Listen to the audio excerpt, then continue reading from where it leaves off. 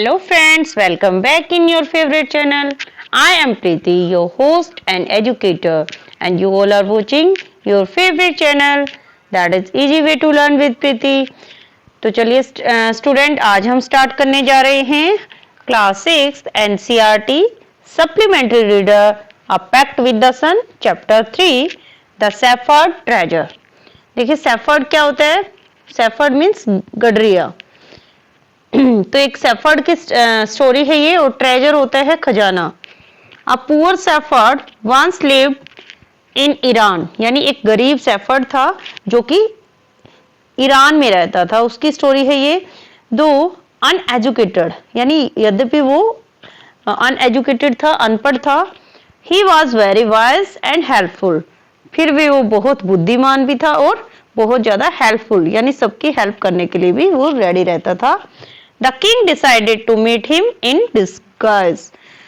तो किंग ने क्या है, पुराने टाइम में क्या होता था, जो किंग होते थे वो डिस्गाइज करके, यानी रूप बदल के, वेश धारण करके अलग अलग जगह पे लोगों के बारे में कोई भी बात मतलब सर्च करनी है तो अपने खुफिया जासूसों से या खुद भी भेष बदल के इसी तरीके से वो जाते थे प्रजा के बीच में और लोगों के बारे में पता करते थे कि रियलिटी क्या है। तो ऐसे ही किंग ने डिसाइड किया कि वो भेष बदल कर जाएगा और उस सैफर्ड से मिलेगा। तो चलिए स्टार्ट करते हैं। स्टार्ट करने से पहले मैं आप सबको यही कहना चाहूंगी, अगर जो चैनल पर नए हैं चैनल को सब्सक्राइब कीजिए, बेल आइकन को प्रेस कीजिए, और वीडियो अच्छी लगी तो वीडियो को अपने फ्रेंड से, रिलेटिव से ज्यादा शेयर कीजिए। तो चलिए स्टार्ट करते हैं translation. In a village in Iran there once lived a shepherd, यानी ईरान की एक गांव की बात है। ईरान कंट्री के अंदर एक गांव था, वहां पर एक बार एक सैफर्ड यानी एक गडरिया रहता था। ही वॉज वेरी पुअर, वो बहुत गरीब था। ये देखिए ईरान के लोग इस तरीके से, अफगानी लोग थे वहां पर, और ऐसे उनके ये जो ड्रेसिंग सेंस आपको दिखाई दे रही है ना, ये ड्रेस पहनते थे वहां पर। तो बहुत ज्यादा गरीब था वो बेचारा। He did not have even a small cottage of his own, यहाँ तक कि उसका खुद का अपना घर भी नहीं था उस जगह पर जहां वो रहता था। He had never been to school, वो कभी स्कूल नहीं गया था और learn to read and write, मतलब कभी भी उसने पढ़ना लिखना नहीं सीखा था। For there were very few schools in those days, क्यों? क्योंकि उस टाइम पे जब वो छोटा था तो बहुत ही कम स्कूल होते थे। दो poor and uneducated this Safford was very wise, लेकिन वो बहुत गरीब भी था और अनपढ़ भी था, फिर भी सैफर्ड बहुत बुद्धिमान था।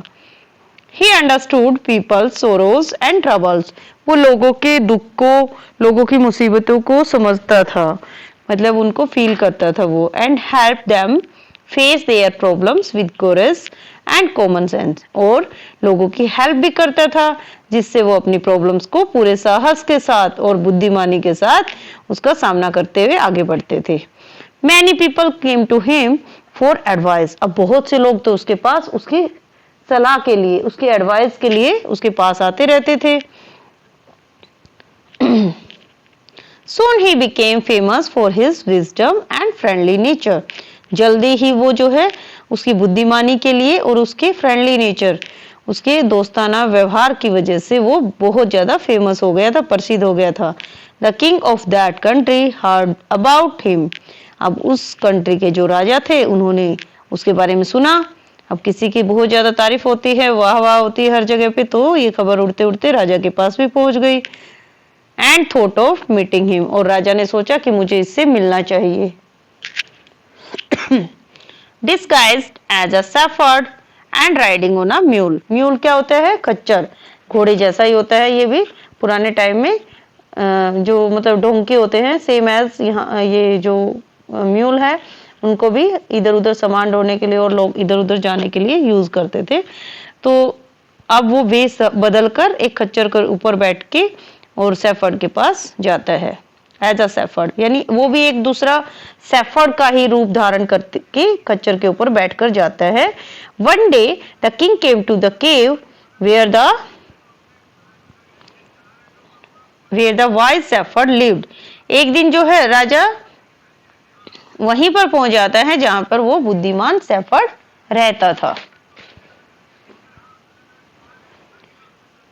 As soon as the shepherd saw the traveler coming toward the cave, अब देखिए जो वो एक गुफा में रहता था, तो जैसे ही शेफर्ड ने देखा कि एक ट्रेवलर आ रहा है sorry, he rose to welcome him. अब राइजन यानी वो उठता है उसके वेलकम के लिए।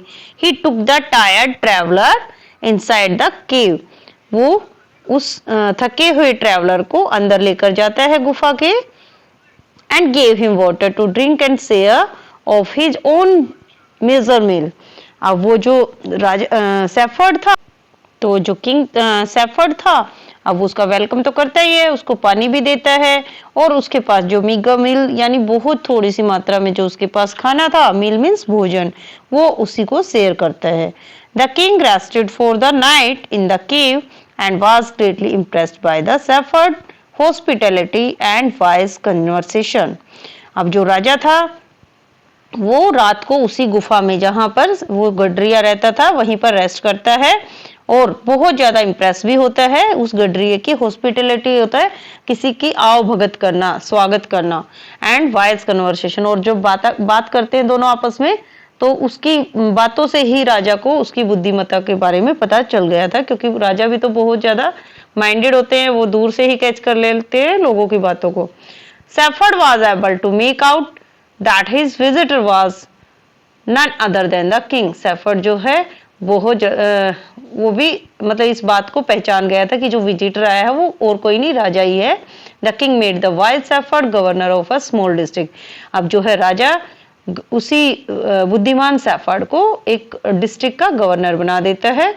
Other governors became jealous of the new governor and called him dishonest.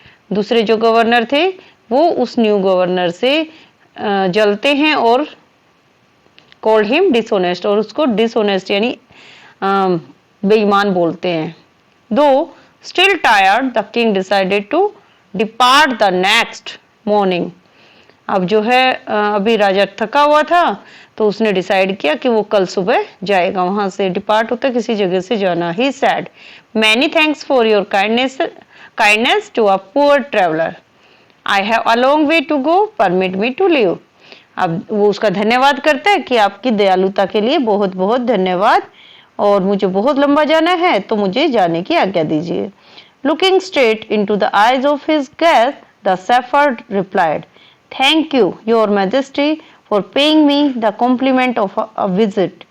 अब जो है बिल्कुल उसकी आंखों के सामने देखते हैं, अपने गेस्ट की आंखों में देख के शेफर्ड रिप्लाई करता है, बहुत बहुत धन्यवाद महाराज कि आपने मुझे यहाँ पर मेरे पास विजिट करने के लिए मुझे सौभाग्य प्रदान किया। King was astonished as well as pleased. राजा जो है एकदम से हैरान हो जाता है कि इसने मुझे कैसे पहचाना, लेकिन साथ में वो खुश भी होता है। He is ended very wise, कि वो वास्तव में बहुत बुद्धिमान था।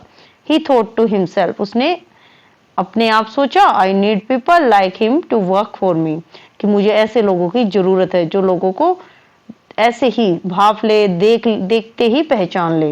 And the king appointed this humble shepherd the governor of a small district. अब राजा जो है उसकी बुद्धिमत्ता से, उसकी काइंडनेस से इतना ज्यादा खुश होता है कि उसको एक छोटे से राज्य का गवर्नर मीन्स राज्यपाल, कि वो अपने एक छोटे से एरिया का गवर्नर बना देता है। छोटे से पुराने टाइम में भी छोटे छोटे राज्य होते थे, तो वहां का वो गवर्नर बना देता है उस गडरिये को। Although he rose to power and dignity होता है शान, कि वैसे तो अब उसके पास पावर आ चुकी थी, है ना, शान और शौकत आ गई थी जैसे वो गवर्नर बना।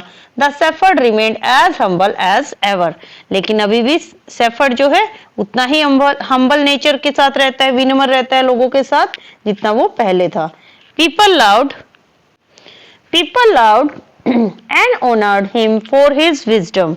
अब जो है लोग उसकी बुद्धिमत्ता के लिए, उसकी विजडम, सिंपैथी एंड गुडनेस, लोग उससे प्यार करते हैं, उसका सम्मान करते हैं, उसकी बुद्धिमत्ता के लिए, उसकी सहानुभूति के लिए, उसकी अच्छाई के लिए। He was kind and just to one and all. वो सबके लिए उतना ही दयालु था, इक्वली दयालु रहता था वो. His fame as a fair and wise governor soon spread throughout the country. देखिए वो इतना ज्यादा बुद्धिमान गवर्नर था कि उसके फैसलों की वजह से और उसकी बुद्धिमत्ता की वजह से वो धीरे धीरे पूरे कंट्री में फेमस हो गया था. Now the governors of those other provinces क्या होते हैं? प्रांत यानी छोटे छोटे एरिया.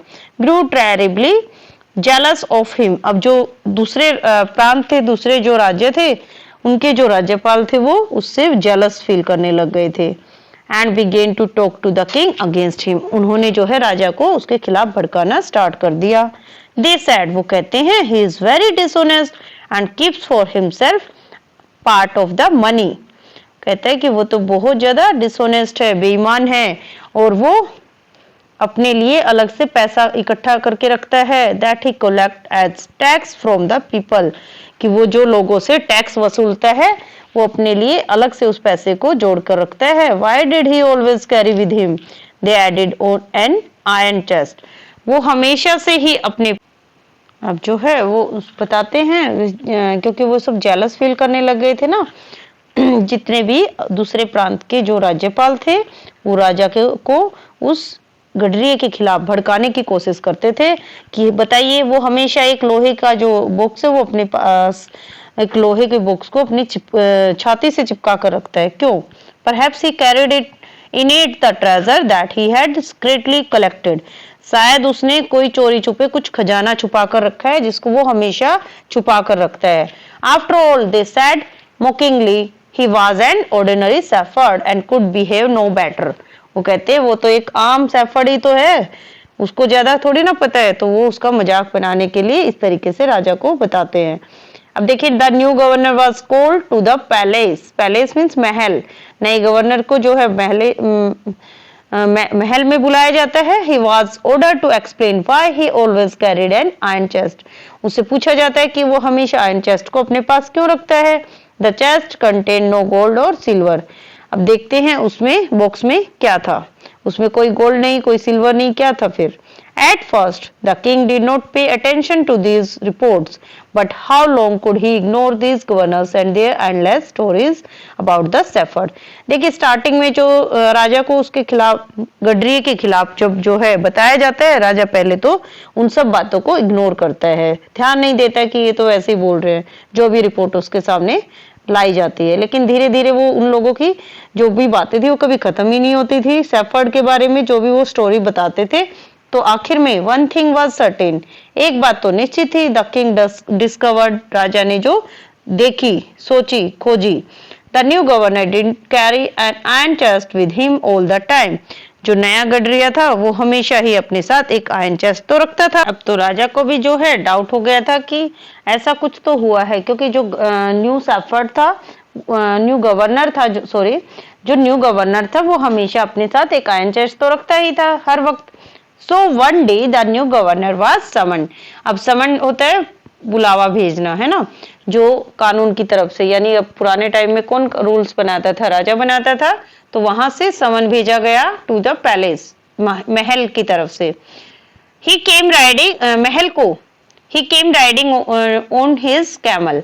वो अपने कैमल पर आता है. And to everyone's delight, अब हर कोई जो है उसको देख के खुश होता है. The famous iron chest was there. अभी भी जो जिस फेमस आयरन चेस्ट की वो बात कर रहे थे वो अभी भी थी. Fastened securely behind him on the camel's back, जो अभी भी कैमल की बैक पर बंधी हुई थी, सिक्योरली, पूरी सिक्योरिटी के साथ. Now the king was angry. अब राजा को जो है गुस्सा आ जाता है, वो गुस्से में हो जाते हैं. ही थंडर्ड, वैसे तो थंडर गर्जना होता है ना, लेकिन यहाँ पर राजा जो है वो गुस्से से एकदम से गरज पड़ते हैं. ये देखिए, Why do you always carry that iron chest with you? तुम हमेशा ये आयरन चेस्ट हमेशा अपने साथ क्यों रखते हो? What does it contain? इसमें क्या रखा हुआ है? The governor smiled. अब जो है गवर्नर स्माइल करता है, हंसता है. He asked his servant to bring him the chest. वो अपने सर्वेंट से कहता है कि ये चेस्ट लेकर आओ. How eagerly the people standing around waited for the shepherd to be found out. अब जो है वहां पर जितने भी लोग कलेक्टेड थे, जितने भी गैदर्ड थे, सब लोग ईगरली वेट कर रहे थे, बिल्कुल एक्साइटेड थे वो क्या देखने के लिए कि इसने क्या डाला हुआ है ऐसा उस छोटे से लोहे के बॉक्स में। जिस but how great was their astonishment, लेकिन उनकी जो हैरानी थी वो देखिए कितनी बड़ी, वो बड़े हैरान होते सभी, and even of the king himself, यहाँ तक कि राजा भी बहुत हैरान हो जाते हैं। When the chest was open, जब उसको खोला जाता है, नो गोल्ड और सिल्वर और jewels but an old blanket was all that came out. देखिए उसमें क्या निकलता है, ना तो उसमें कोई सोना था, ना ही चांदी था, ना ही किसी तरह की कोई भी आभूषण ज्वेलर था, बट क्या था उसके अंदर, एक पुराना सा कंबल, ऑल दैट केम आउट, जो उसको बाहर निकाला गया। होल्डिंग इट अप, अब जो है उसको पकड़ा, अप प्राउडली, पूरे गर्व के साथ सेफर्ड ने उसको पकड़ा।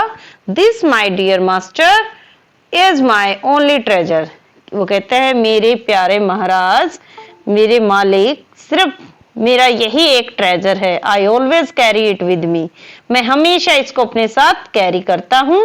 But why do you carry such an ordinary blanket with you, लेकिन राजा कहता है कि तुम ये साधारण सा कंबल अपने साथ क्यों रखते हो। Surely you are the governor of a district, अब तुम वास्तव में एक डिस्ट्रिक्ट के गवर्नर हो। द किंग आस्क्ड, राजा ने कहा।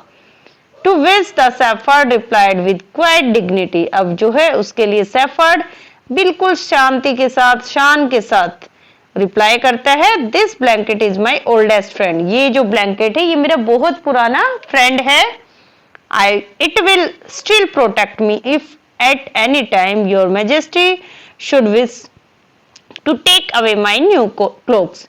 अब वो कहते हैं कि देखिए मेरे साथ कभी भी ऐसा हो सकता है कि आपके जो भी महाराज, आपकी जो भी क्लोक्स, क्या होता है, CLOAKS, क्लोक्स मीन्स कपड़े, कि कभी भी आप जो है राजा महाराजा वाले जो शान वाले कपड़े हैं वो अगर मेरे से ले लिए जाए, वापस ले लिए जाए मेरे नए कपड़े, तो ये मेरे साथ रहता है हमेशा मुझे याद दिलाने के लिए। How pleased the king was, अब राजा बहुत ज्यादा खुश होता है उससे। And how embarrassed the, embarrass होता है शर्मिंदा, शर्मिंदगी महसूस करना। The jealous governors became to hear the wise man's reply, उस बुद्धिमान आदमी का उत्तर सुनने के बाद जितने भी जेलस गवर्नर्स थे वो सभी शर्मिंदगी महसूस करते हैं। नाउ, अब दे न्यू दैट, अब वो जान गए थे, the shepherd was Indeed the humblest and the wisest man in the land, कि उनकी पूरे लैंड पर, पूरे जमीन पर, आसपास यानी पूरी धरती पर उस सेफर्ड से ज्यादा हम्बल, विनम्र और वाइजेस्ट यानी बुद्धिमान कोई भी नहीं है। The king made him the governor of a much bigger district that very day, यानी उसी दिन से राजा ने उसको और भी बड़े डिस्ट्रिक्ट का गवर्नर बना दिया। तो स्टूडेंट्स ये थी हमारे चैप्टर 3 की समरी। आई होप आपको बहुत अच्छे से समझ आ गई है। वीडियो अच्छी लगी तो वीडियो को लाइक कीजिए, इसको ज्यादा से ज्यादा अपने फ्रेंड्स के साथ शेयर कीजिए और वीडियो को स्टार्टिंग से एंड तक पूरा देखिए, तभी आपको चैप्टर की समरी अच्छे से समझ आएगी। मिलते हैं नेक्स्ट वीडियो लेकर आएंगे नेक्स्ट चैप्टर के साथ, तब तक के लिए बाय बाय।